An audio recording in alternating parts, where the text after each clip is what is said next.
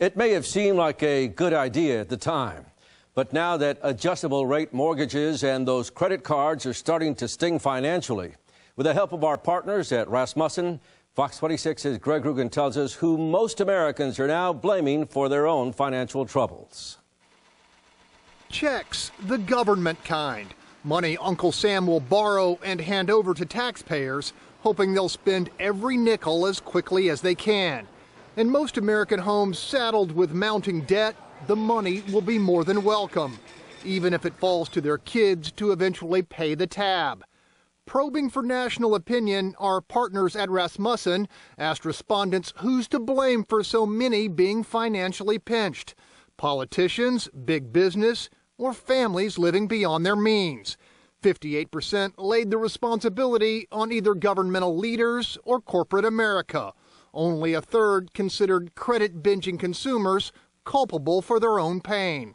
The American public as a whole has done a pitiful job of managing their home budget. Ultimately, down at the bottom line, it was the individual. He's responsible. He's the one that took the bait, so to speak.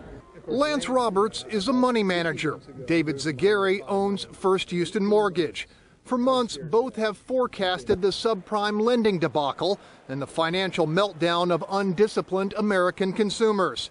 Zagari contends the mess is so big, there's blame enough for everybody. You look at the politicians that want spend after 9/11. Then you look at the big businesses that responded to that. 0% interest on cars, credit cards galore, have as much as you want on credit cards. And then the mortgage company sneaking up behind to say, hey, if you get yourself in credit card debt, don't worry. We can refinance you and roll it all into one and take you out of that.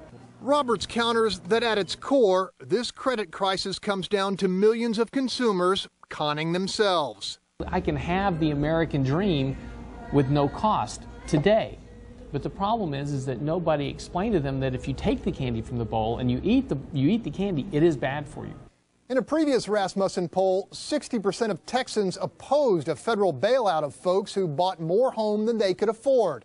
As for freezing interest rates for those with subprime mortgages, Zagari compared that maneuver with rearranging the deck furniture on the Titanic. Greg Rugen, Fox 26 News.